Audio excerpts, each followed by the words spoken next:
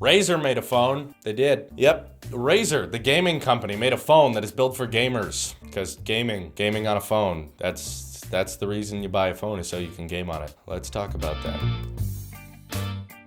So many people are talking about this. I uploaded my Essential phone review because I thought it was a pretty decent phone, especially at $500. Pretty much all people wanted to hear about, though, was my thoughts on the Razer phone. I didn't want to talk about it, but because you asked for it, here you go. Here's my 2 cents. I don't understand why you would make a phone specifically for gaming. Why is because the mobile gaming platform is kind of not a big deal. Yes, there are games on mobile app stores, but they are not very professionally made games. They're pretty cheaply made, and that's not because there are just no good mobile game developers. It's because the mobile platform is extremely limited to what a game can be. If you're fitting a screen in your pocket, you can't have too much precision. And if the only way to interact in the game is a touchscreen, there's not too much you can do. Which is not to say that there are all bad games on the mobile gaming community, but I'm saying that most phones and most mobile devices in general have to have decent processor speeds, decent RAM, decent GPU, just for running the apps themselves. Gaming is kind of an afterthought. It's like, well, of course, if your phone is able to record 4K video, then it could probably run some basic games, all right, sure. Which is why I don't understand the whole premise of a phone that is meant for gaming, designed for gaming. Devices that are meant for gaming are powered by the success of the games on them. The Nintendo Switch, while I may not like it, is very popular because of Breath of the Wild, Zelda, Mario Odyssey. Those popular games are what make people buy that console. The Switch is not necessarily a super powerful, very capable, high-spec'd console. It can't really run games at 1080p, definitely not at 60 FPS, whereas other consoles in its genre can do that as well. So what does the Razer phone do differently that makes it good for gaming? I encourage everyone to simply just go to the tech specs site of Razer, spelled with an ER, and try to believe me, I have nothing against Razer. They make really great gaming products, both their headphones, their laptops, their desktops. I have no beef with Razer. This is not the Google Pixel we're talking about. I just was not interested when I found out that they were making a phone because I knew that they would bring nothing new to the table. They would basically make a standard phone, slap their logo on it, and people would get excited. Kind of like the Red phone. Yeah, I would agree. So first of all, we see processor, which is a Snapdragon 835. Same processor we've seen on 5-6 other Android phones this year. So in terms of processing, there's not much special here. It's not like the Razer phone, which is designed for gamers, has some overclocked CPU, has some super performing graphical intensive processor that can make games look really, really great and show things even better than other phones, but it did enhance the display. I'll get into that. Just hold your horses for a second. Let's just talk about the other specs apart from what everyone says about the Razer phone. 120 hertz display, 120 hertz. Okay, we'll get into that. 1 sec. So processor, standard, right? We've seen this on lots of phones this year. And keep in mind, we're not too far away from the Snapdragon 845, which is rumored to be announced with the Galaxy S9. Also keep in mind that the Razer phone is yet to be available. They allow you to be notified when the Razer phone is available, but they're not yet saying, here's when you can buy it, here's where it'll start being delivered. Which means that if the Razer phone is available in December or early next year, it will only have the top of the line processor that lots of other phones this year have. Keep in mind, cheaper phones than this one. It will then be stumped by the S9 in a few short months afterwards. Let's go into system memory, 8 gigabytes of RAM. People are impressed by that, but again, all that extra RAM is needed on Android because Android has a poor system of managing RAM. That's why we see speed tests where the iPhone outperforms, even though it has significantly less RAM. And also the Razer phone is not the first to do this. OnePlus 5 had 8 gigabytes of RAM on their $500 to $600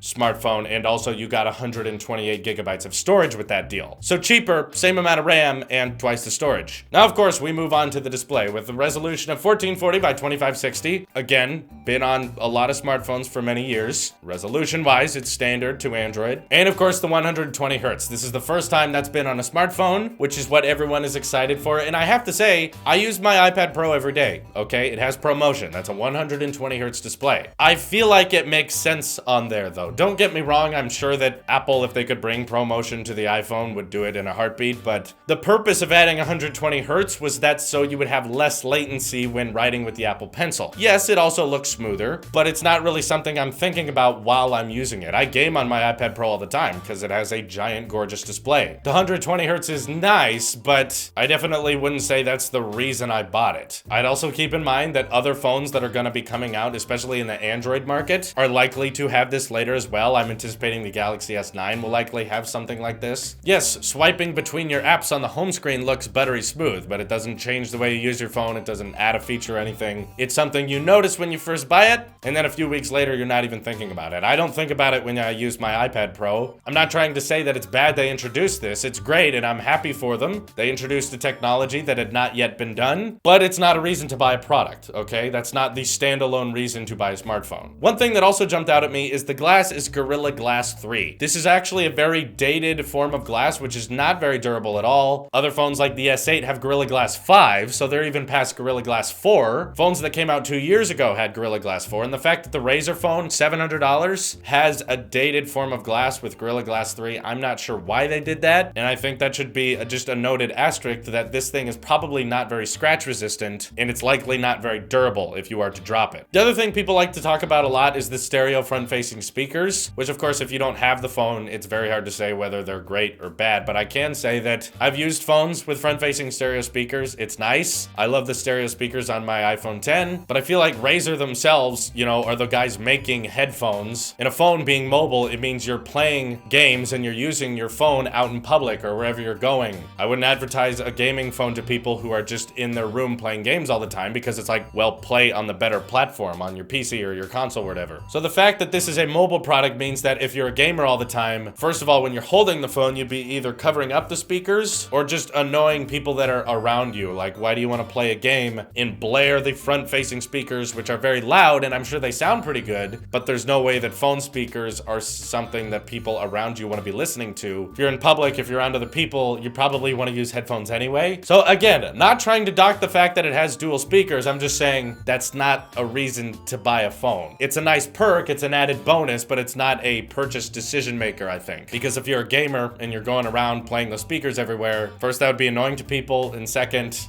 it just wouldn't be as good as a gaming experience as just wearing headphones anyway. It has a very large battery, 4,000 milliamps, which, keep in mind, is almost kind of necessary to run the 120 hertz display. On MKBHD's video, he brought up, when you first turn on the phone, it's running at 90 hertz, not 120. So the big flagship feature that everyone's talking about with the Razer phone, the 120 hertz display, Razer doesn't even activate that by default. They're actually kind of encouraging you not to use it, but when you do turn it on, it means that the battery drains faster, so I'm imagining that milliamp hours aside, battery life is probably standard and average to other phones in its class, and likely phones that are cheaper than it. And keep in mind, no wireless charging, which is probably something that most Android fans don't care much about, even though they keep bringing up that they've had it for years, but they just don't use it. It's something that definitely jumps out at me, and I go, come on, it's time to move on. Like, Razer removed the headphone jack, so they admit that that's the future, but they don't think that Qi wireless charging is the future. And again, kind of look at this as a 2018 smartphone, given that it's not available yet, and there's only 2 months left in the year. I think if we're talking about phones that are available in 2018 for people to buy, they should start support wireless charging, given that Samsung is ready for it and Apple is ready for it. We're moving on, guys. Let's go. And I was also kind of surprised that this last 2017 moving into 2018 smartphone did not have Bluetooth 5. They kept 4.2. And I feel like if you're making a next-gen phone that's supposed to be built for the future, built for gamers, you'd want to have Bluetooth 5, right? Like if you're pairing controllers and stuff, you want that to be fast. I just noticed a lot of last generation tech with this device that's like showing that, well, if gamers like this phone, it means that they don't care about the glass durability or the Bluetooth speed or about wireless charging or about bezel-less displays. So overall, if I'm talking about the Razer phone, I'm not saying it's a bad phone. It's just fine. I just don't understand why you guys would be excited for it because there's so many other phones that have the exact same features and can be cheaper. No, they don't have the 120 hertz display, you're right, but that's about it. And if that's the one thing the Razer phone has, what it lacks that other smartphones have totally don't make sense. You know, we want to have water resistance, we want to have that wireless charging, we want to have bezel-less displays. I think there are ways to make a phone look good and still have larger bezels. Like, I think the look of the iPhone 8 is still fine. I know that it's standard, but it is still a good looking phone. Whereas I look at the Razer phone and I'm like, ooh, it's got this big gold speaker grills on the top and bottom, and on top of that, it's got a bezel on the inside as well, and the camera's breaking through the speaker grill. On the back, we've got this big plastic looking empty space where it's like, put a Qi charger there, please. Razer phone kind of looks like the sort of device that should be charging my phone. And just keep in mind that it's $700. I just don't understand why so many people are excited for this thing. If you want 8 gigabytes of RAM RAM in your Android, you can still get a OnePlus 5T that is much cheaper that has that and twice the storage. Front-facing speakers are cool and nice, but it's definitely not the first time they've been available. Lots of other phones do that. And again, especially the fact that this thing is on the Android Play Store means that there's not a ton of great high-performance games you can play on it. One of my most favorite mobile games is the Infinity Blade franchise, but that is exclusive to iOS. So all I'm trying to say is I think my iPhone 10 is likely a better gaming phone than the Razer phone. I don't even care that it's more money. It does a lot more than the Razer phone does. If the Razer phone was $500, great. It's a budget phone that's got some cool stuff in it. Really cool that Razer's working on it. But the fact that it's a $700 phone that's not out yet, which means it'll be competing with a lot of 2018 smartphones, I'm not excited. I don't think they did anything special. I think this is just like what the Red company did and just said, I guess we could make a phone. Why?